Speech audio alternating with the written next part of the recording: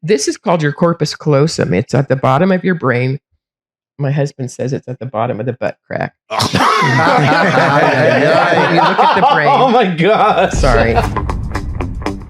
Welcome to the Brain Lady Podcast with your host, Karen D. Wood, the resident brainiac. Get ready for a mind-expanding journey as we unravel the mysteries of the brain from Notes from the Couch. Join us as we delve into the complexities and wonders of this enigmatic supercomputer. Fasten your mental seatbelts and prepare to have your synapses fired up. Welcome to the captivating world of the Brain Lady Podcast.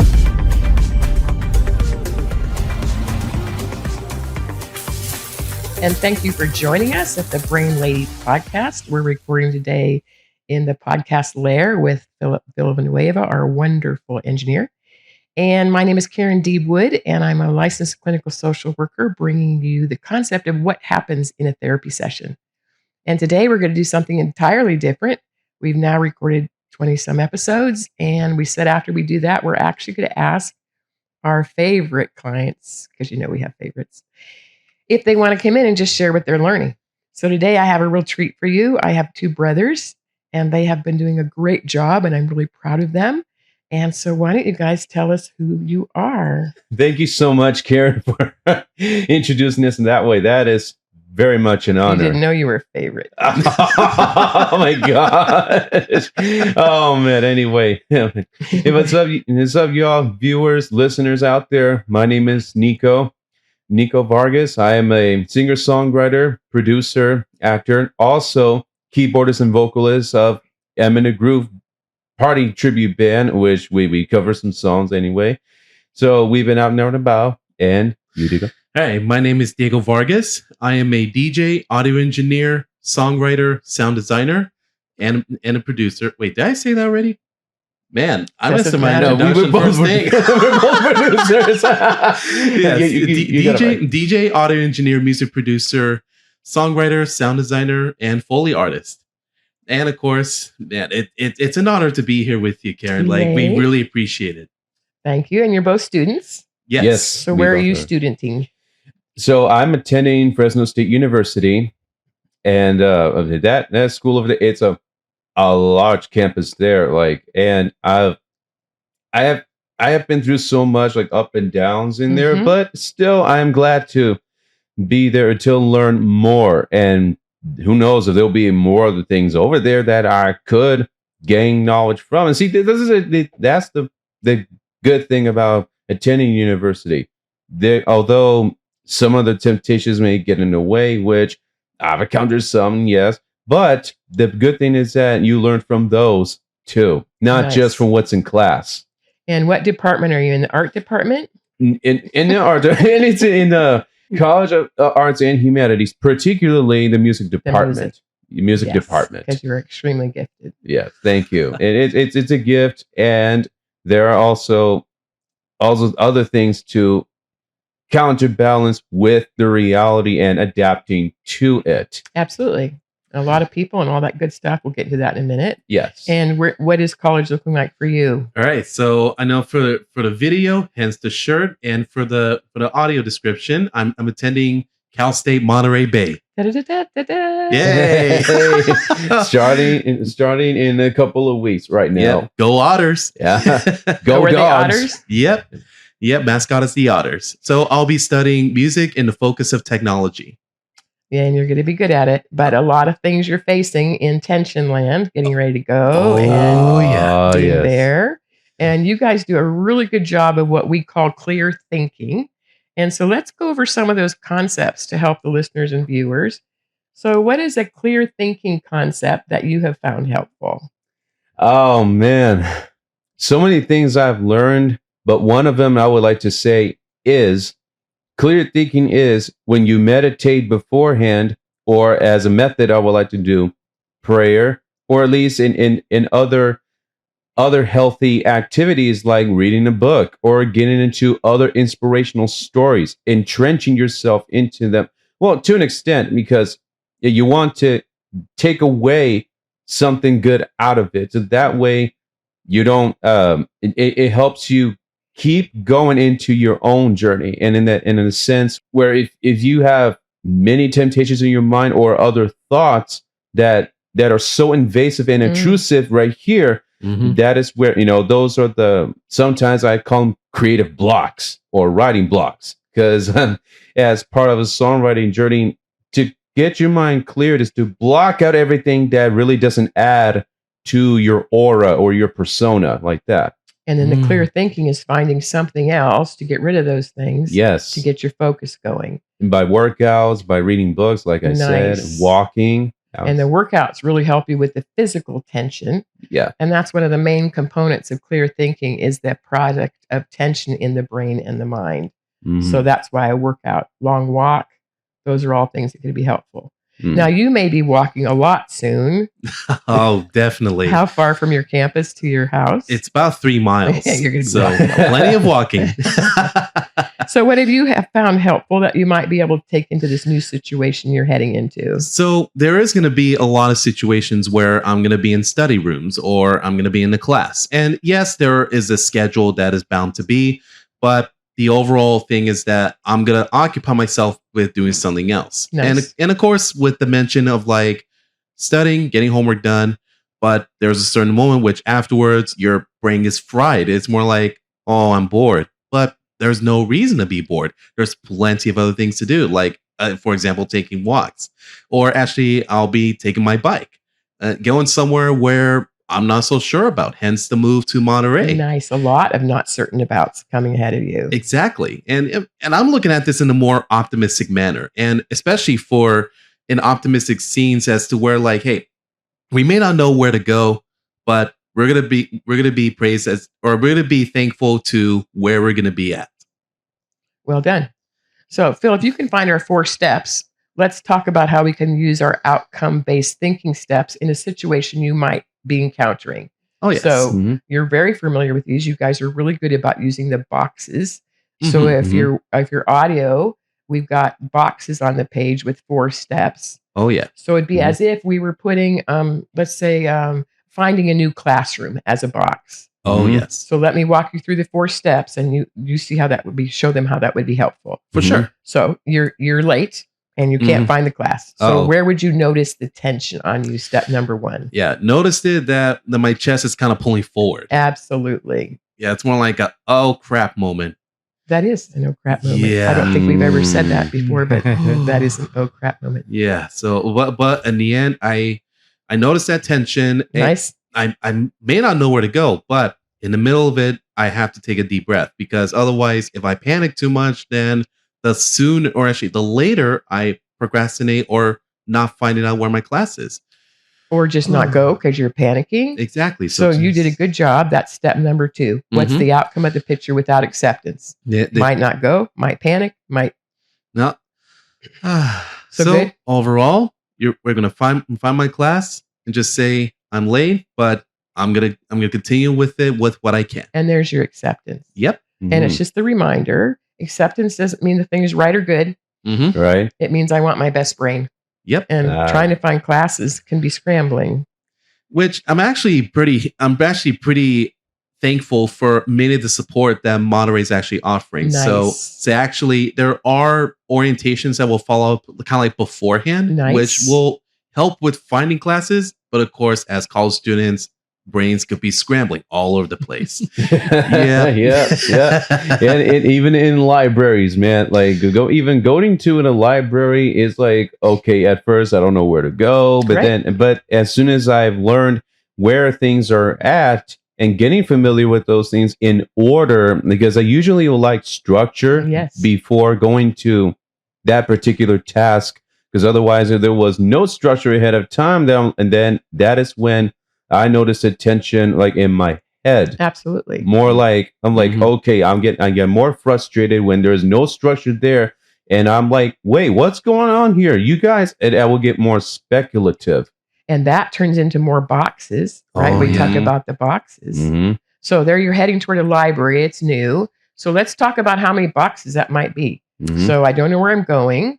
What else might show up in your head as the train leaves the station, as we like to say? Yeah. Okay. What else? You're at the library. Good. At the library, if I don't know where to go, then I would either stop before going to like the let's say a study room, let's say for example, and if I don't have a prepared task, or if I don't have a particular a class to study for, then I'm like, okay, I don't see a point going in here. That would back out. That would be another box. I'm going to back out. That definitely is a box. Okay, so another thing is, I mean, just accept that. Okay, well, in terms of adapting to whichever purpose I may have, like let's say another class that I could study for in the meantime. In terms of that is still hard to figure out still, because in any ways that in order to adapt, there's these two sides of the brain that we that I love to get into that, because there's this emotional side on the right for creativity and emotions like that, but on the left, I think the left one is used for analytics and logic, and for a reason. So I would say the left could be used more for reasons to adapt to a certain environment or to another task, and I still struggle with that. And how would you describe yourselves? Why you might struggle with that a little bit more in your situation? What have you been encountering about yourself, or been diagnosed with? What tells you that, this is a new situation, this is bigger for me, that you want to share? Okay, and this is besides school. Like I said, I'm part of the M in the Groove band, and both of us actually are part of Stars of the Spectrum, a music group under Doug Flutie Jr. Foundation for Autism.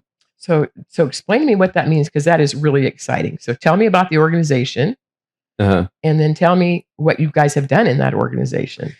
Wow. Okay, so let's rewind to how we got involved into it. Great. So the Doug Flutie Jr. Foundation for Autism is, if you heard of Doug Flutie, I haven't, but I just because of you guys, the football player who famously in 1984 made a Hail Mary back at Boston College when he played football over there. Oh, so he was well known for that. Forgive me, not a football head. Oh, that's understandable. That's understandable. So I appreciate the history. Keep going. Anyway, his son Doug Flutie Jr. is on the spectrum. Okay. So they made in the late 90s. They made this foundation in honor of him. So that way they could the organization can support more families with autism. That way they can have more tools. Lovely. And that way every autistic can live fully. And I'd recommend you check out the album that is out right now, Stars of the Spectrum. The album Stars of the Spectrum is a music group that we've gotten involved into since 2023. Wow. Actually, in Diego, well, before I get into my struggle with adapting to certain environments, Diego, would you like to share? So, I mean, partially it's kind of the same. It's in the same realm, and actually, with the history right there is actually pretty fascinating. The time that I was over there with Doug Flutie Jr., so they actually called me to perform at Fenway Park back in 2023. Huge. But that was when, actually back then I was in the news when it started out with the councilwoman Esmeralda Soria within the Fresno County. So within that time, like especially for going door to door, and as God opens the next door, I'll never know what it was, and therefore it was Fenway Park. So then the one song, that's what they're telling me. You're gonna play one song. Okay, whoa, that's something I didn't expect. I thought I was gonna do like a full 30-minute to an hour set, but one song. That's a challenge. Now, what was the event you went back for? Because that was pretty big. Oh, yes. So the next one kind of following after that was Quincy, Massachusetts. That was at Veterans Memorial Stadium. I jumped again. Sorry. That's okay. You're good. I mean, that's okay. So go back to the one song thinger dinger. Yeah. So for Fenway Park, it's more like a challenge. So me and my brother were thinking like, okay, we need to kind of storm up with an idea. What can we do to show them that, hey, we're coming all the way from California and we're going to show our best. So me and my brother, we did a remix rendition, or it's a modern rendition of Sweet Caroline. Oh, wow. Oh man. Yeah. So of course I had to do my homework. You know, what's known over there in Boston? Oh, of course, Fenway Park, Boston Red Sox. Oh, Neil Diamond, Sweet Caroline. Come on, let's pop that up. So we got the crowd going from that point. And that was actually very exciting. Even though it's just one song, there's the creative mindset as to what Nico was saying, and then there's a technical side. Yeah, the creative side is still there, but the technical side is, can we pull it off? Mm-hmm. And of course, we pulled it off as is, and boom, that's how we got in. So then Nico kind of followed up afterwards as like a fellow, what do you call it, a fellow artist that just showed up out of nowhere, and they were like, let's get you in. Yeah. Pull them in. Nice work. That's what we got. That's how we got involved into the group. Oh, Marvelous. Yes. Oh, Thank yes. Oh, we've got a Phil here thing. Oh my gosh. It's a Phil introduction. Oh, isn't that right? Here's your song. You're gonna sing it? Oh. Where it began. I don't know the lyrics, so you go. I can begin to know it, but then I know it's growing strong. Man, bopping my head already. Let's go. I know. Was in the spring. Oh gosh. Just do it as long as you As want spring to. became the summer. The summer. Who would believe you come along? Oh, yeah. I get to the chorus. Hands, Raising my hands.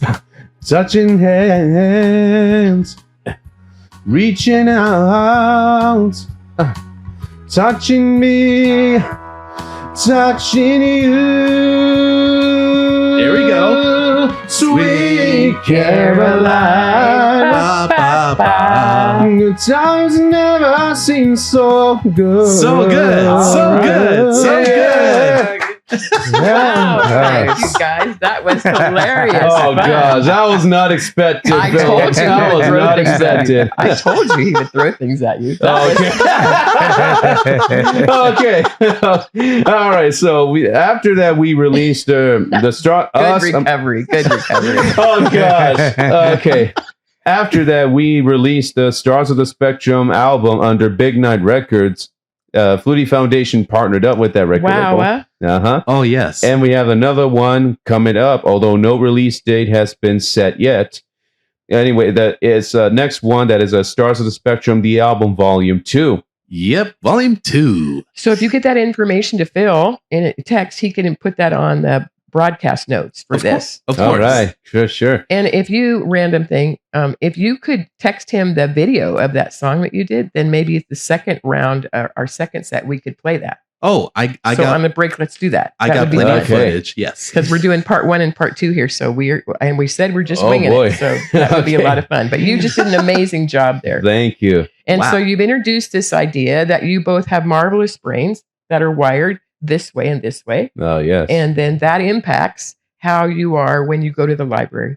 That is. Not only to the library, but also adapting to the environments when we go to each one of our shows. In Eminent Groove, and in each one of our shows, it is not always the same. So that's your band name, Imminent Groove. Eminent Groove. Well, that's a band I'm a part of. Margot is the band leader of the band.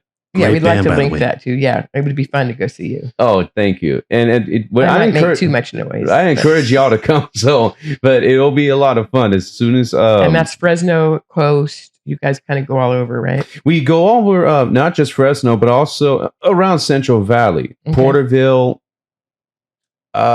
Sanger, Fowler, Fowler, Madera. Visalia, Okay, all over. Good. and also we played at Eagle Mountain Casino, for example, Fun. Table Mountain Casino. Fun. Okay, I was gonna say about the struggle that I Good. have. Keep going. Because as a performer, though, on stage, naturally, I go with what's in my soul, though, because I don't like putting on the mask in a way to put on a masquerade like that. So, but in a sense, there's a struggle of if I get too connected with the song and I lose myself to it, then I'm like, okay, well, I gotta back off away from it. That's the only solution I would think of.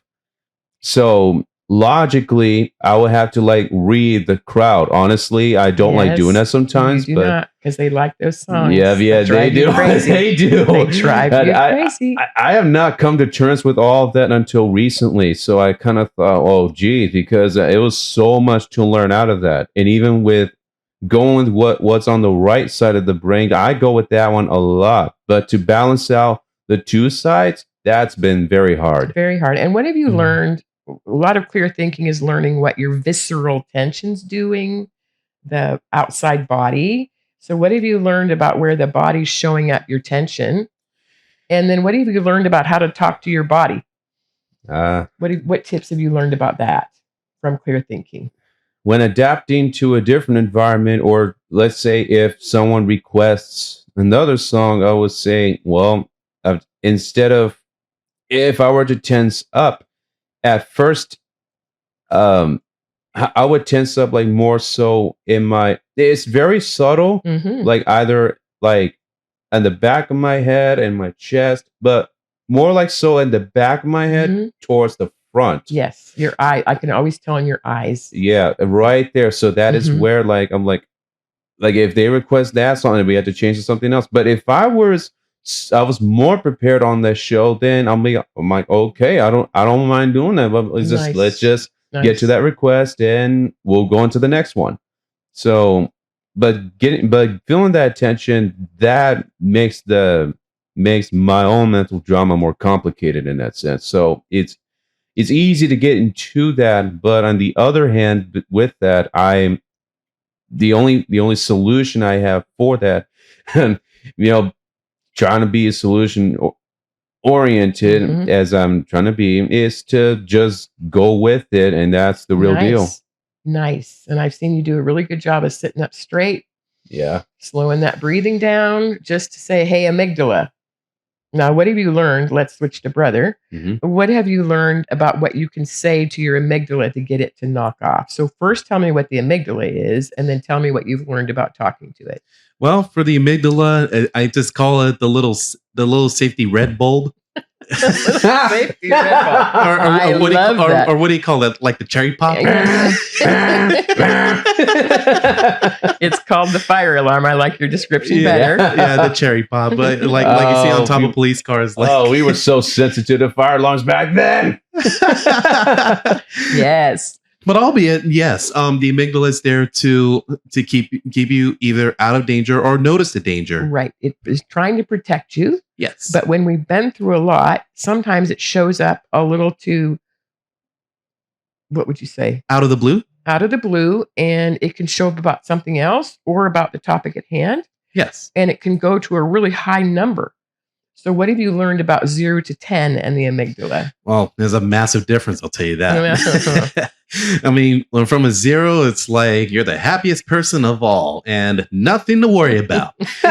and of course, I'll keep it like simple, like from a 2, okay, well, it's a few things, but you're still moving on. You're still fine. 5, well then, okay, you notice something, well, what's there to talk about? Okay, what is it now?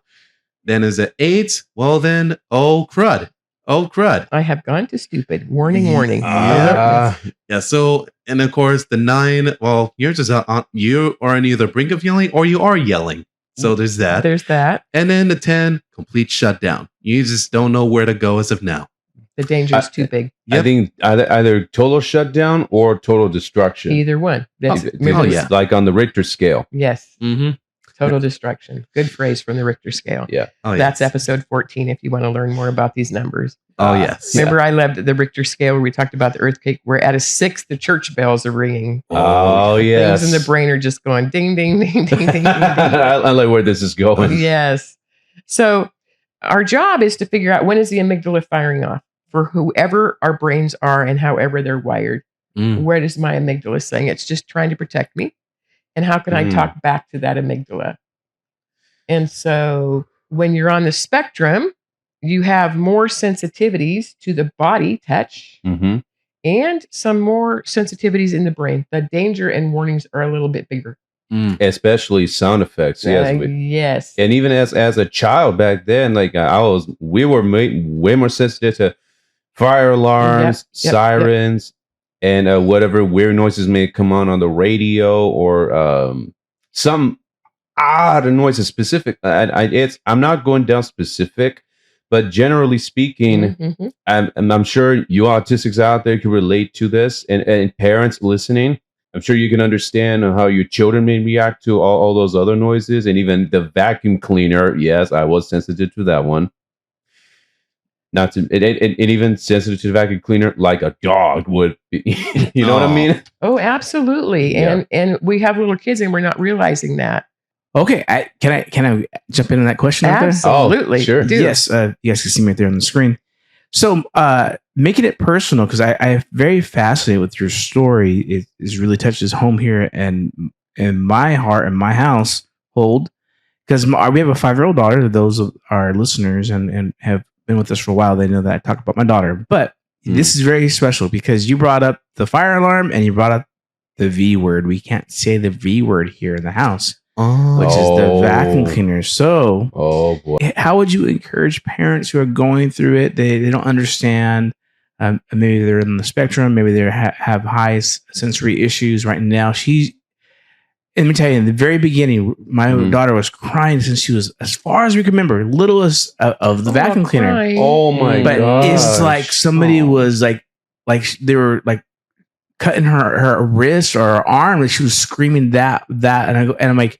And people try to like force, well, no, she'll get over it. She'll cry it out. No, it wasn't. And I felt like, no, I felt like I had to protect her. Oh man. So the doctor, fast forward, the doctor kind of says, we're going through all these things. She's very smart. She's been reading. She was 2, very empathetic, very good. So what advice would you give to parents who are trying to figure that phase out? So the first one would be our friend, the amygdala. The thing to know about our friend, the amygdala, is it's almost full size at birth. So you're getting an adult size alarm when you're 2 and the vacuum cleaner's going off.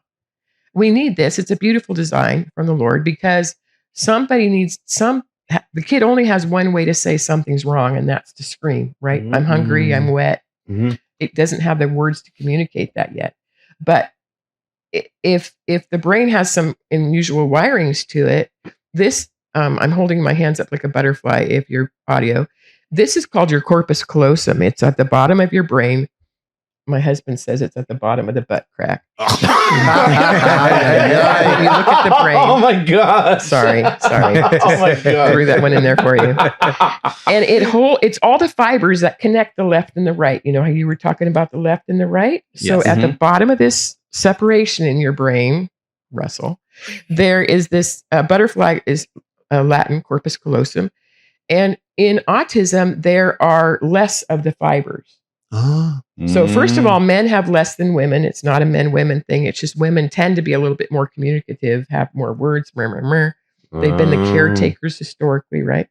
So they call the men's brain like a country road. There's that many fibers. It works at this speed. Where women's are more like a freeway. Oh. We're complicated, right? So now we have this thing with the vacuum cleaner and the little girl. So her amygdala is full size, saying, I do not like the sound. Now, is that because she has less wiring, which is what signifies the autistic brain, which is why some people are so gifted? That's where we talk about that word savant. Oh, yes. Have you seen that video? It's just amazing, of that young man from England. He can't take care of himself, but if he flies over a city, Yes, he can draw the whole city by detail. Wow. down to the window. I got chills. Yeah, down to the window. Sorry, I hadn't researched that ahead of time, but yes, his brain's just that gifted, right? But he can't take care of himself. That's where that brilliant movie, The Rain Man, came. The Rain Man was before you guys. Oh man. I was gonna see. Dustin Hoffman. I want to check it out. Oh, you should. We should have a movie night. Or we should have a movie video. That would be fun to watch the video with you guys and do it on here. Anyway, I digress. Rain Man movie. It's a brilliant movie because Dustin Hoffman saw a man at a bus stop who was obviously in a different frame of mind, and he only would talk about baseball stats. Oh wow. He could tell you when the Dodgers played and such and such. Hey, I just came up with a baseball name. Did you see that? That was good. He could tell you all these stats. Couldn't take care of himself. So they actually went and scanned him. He was one of the first ones they scanned and said big parts of his brain connectives are just not there. Couldn't take care of himself. Could remember to get the bus stop. Couldn't take care of himself. The bad thing is they don't put people in scanners to say, hey, what's your brain doing? We could tell a lot about blood flow in different kinds of brains. Now, I'm a highly artistic person, ADHD, dyslexia, we're all on the spectrum somewhere, right? Those things all crest. And my mom said I would always scream at fireworks. Oh. And so Okay. our job is to realize, A, the amygdala is probably adult size having a reaction to what is more sensitive in the hearing zone. What you guys both talked about, right? Yeah. The second thing is, and you guys are really good about this with each other, is putting yourself in the other person's eyes. We just had 2 really good podcasts with Robin Beer. Go check those out. I think they were 20 and 21. Mhm. She talks about putting yourself 19 and 20. 19 and 20? Yeah. Thank you. Putting yourself in the other person's eyes. So if we could just stop as a parent, our expectations, and say, what is Mia seeing and feeling right now? And instead of, we got to get to church in 6 minutes, girlfriend, let's go, right? So those are the 2 tips. The size of the amygdala is swollen. It's not swollen at birth, but over time, it can actually get swollen. We've talked about this, that in trauma, the amygdala swells, and then it's overreactive. And so now she might have had enough experiences with the vacuum cleaner that now her amygdala is like.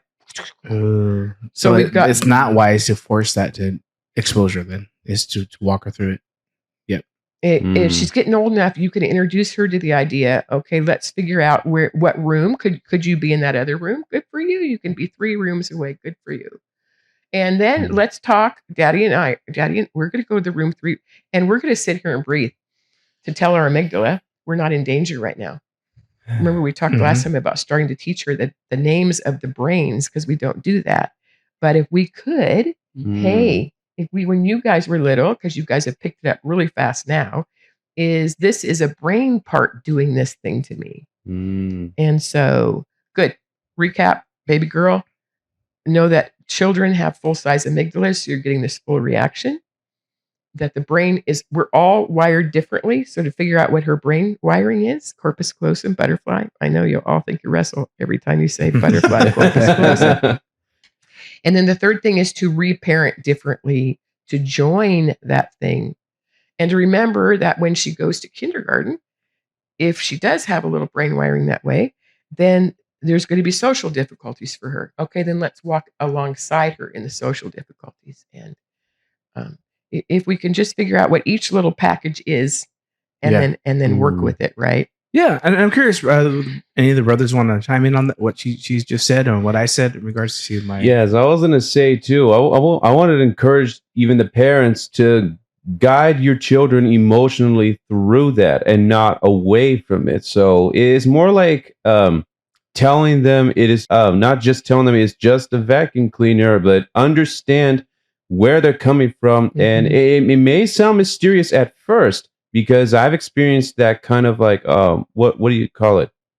Not avoidance, but it's more like, if your child struggles to communicate that, maybe try to understand and put yourself in their shoes, because they may not know how to express it verbally. The parents may want it right away, but they're not always going to get that in reality, because the children may, some of them don't know, they may not know the full verbiage or the full vocabulary as of yet.